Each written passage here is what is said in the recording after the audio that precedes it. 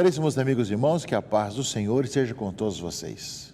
O mês de junho é colocado para todos nós, principalmente no Brasil e conforme a região, com seus traços característicos, como um tempo de festas juninas.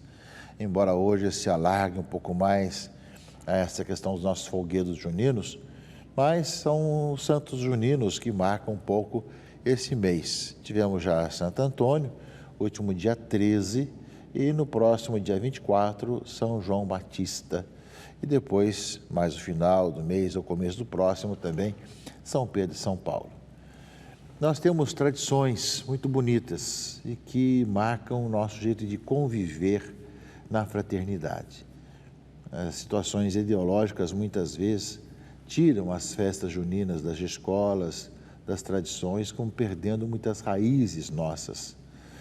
Situações, muitas vezes, de intolerância religiosa também conosco acontecem, onde muitas vezes nós somos como que dificultados em celebrar os Santos Juninos devido às legislações que se colocam aqui e acolá.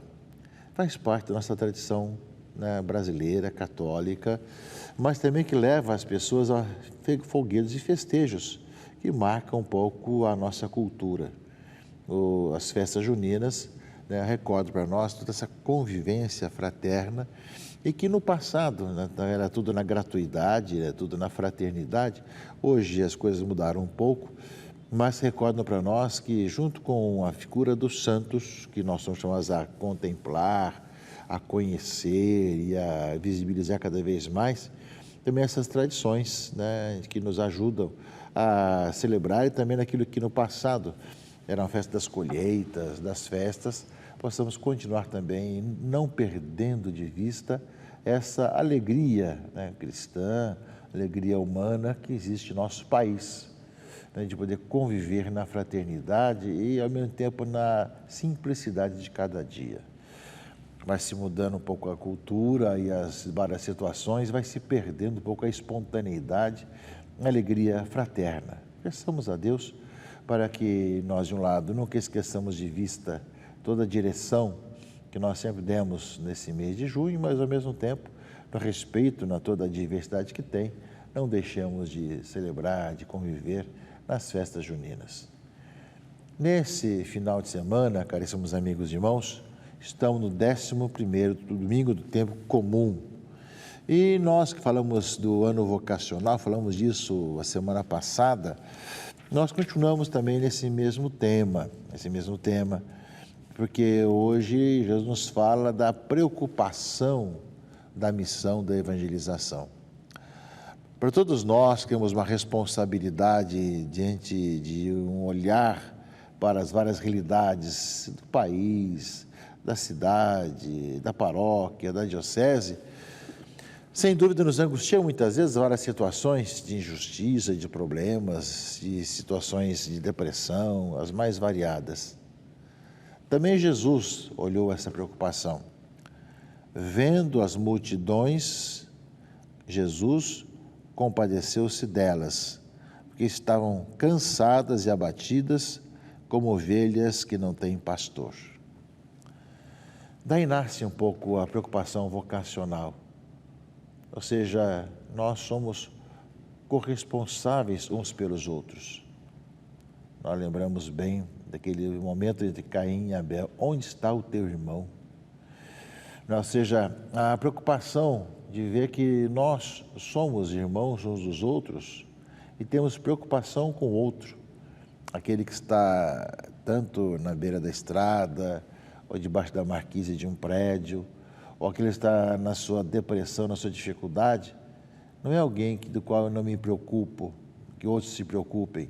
Nós somos chamados a olhar com carinho e ver como é que eu posso ajudar, como é que eu posso fazer. Claro que nem todos irão aceitar a ajuda, né? É evidente, mas cabe a nós ter o coração aberto a essas preocupações. Jesus fala sobre isso e diz assim: a messe é grande, mas os trabalhadores são poucos. Pedi, pois, ao dono da messe que envie trabalhadores para a sua colheita. Pedi ao Senhor da messe que envie trabalhadores para a sua colheita. Aqui entra, é claro, os sacerdotes, mas entra também os religiosos, as religiosas, os leigos, os diáconos, né, os casais, enfim, todas as pessoas que são chamadas à missão. Claro que, de uma certa forma, essa aplicação à vocação sacerdotal é óbvia, mas é também a aplicação a todos os batizados. É muito trabalho, é grande o trabalho, tantas pessoas que necessitam dessa presença cristã, que levem um pouco de luz, da luz de Cristo às pessoas, e são poucos operários. E nós somos chamados a rezar para que aumente o número de operários para a messe do Senhor, para que o mundo possa ser mais contagiado pelo bem, pela fraternidade, pela paz. Se todos irão viver isso ou não, depende da resposta de cada um, mas cabe a nós fazer a nossa parte.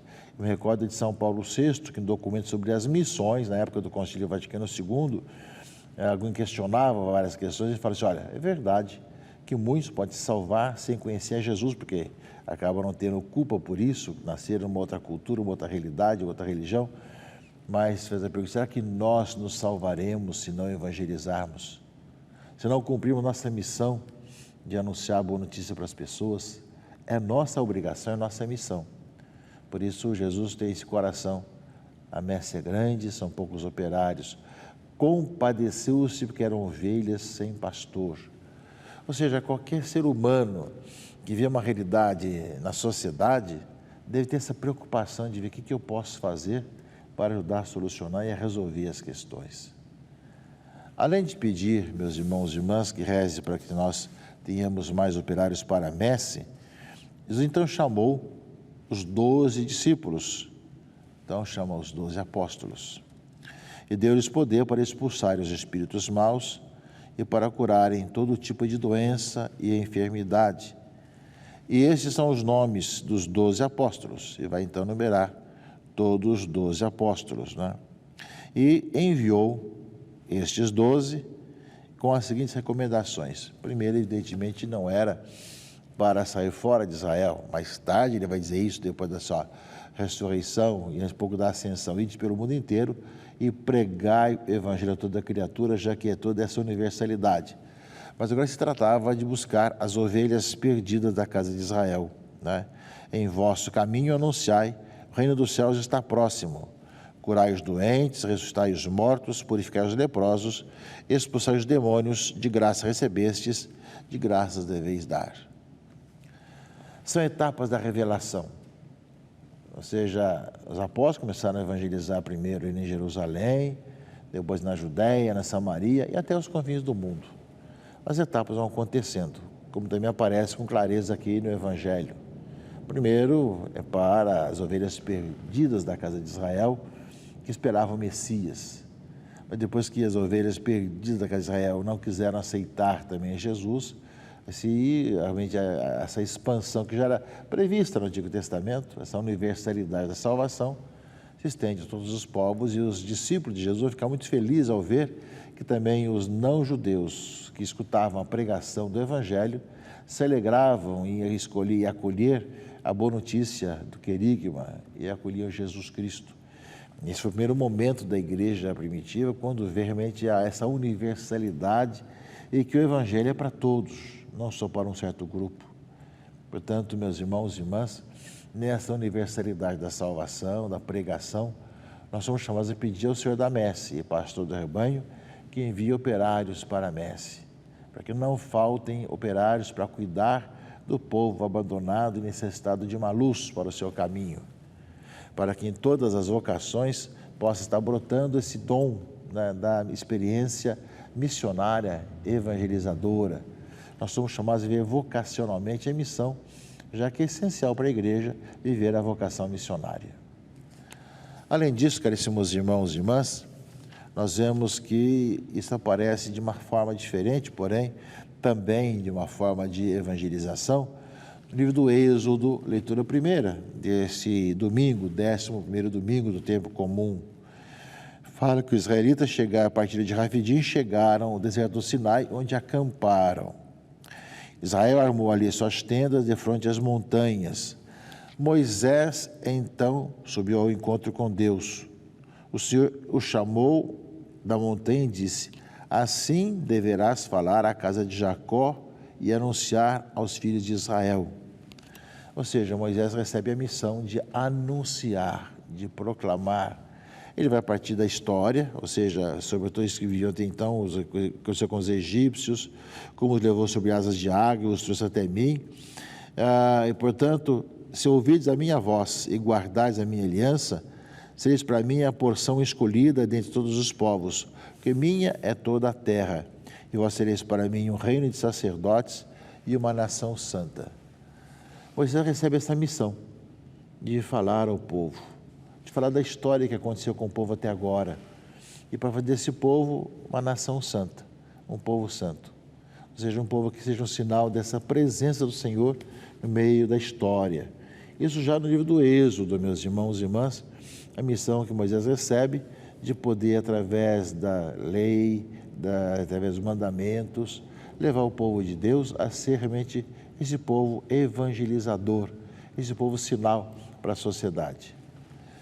E, ao mesmo tempo, meus irmãos e irmãs, aqui na Carta de São Paulo aos Romanos, fala que o Senhor nos dá isso, não que nós mereçamos, na gratuidade.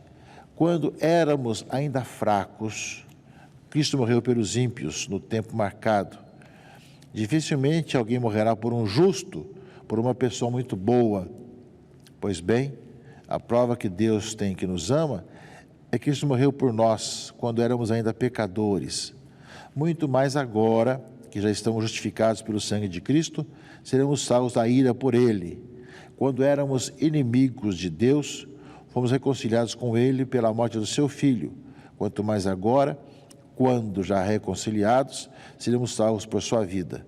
Ainda mais, nós nos gloriamos em Deus, por nosso Senhor Jesus Cristo, e por Ele, desde o tempo presente, recebemos reconciliação.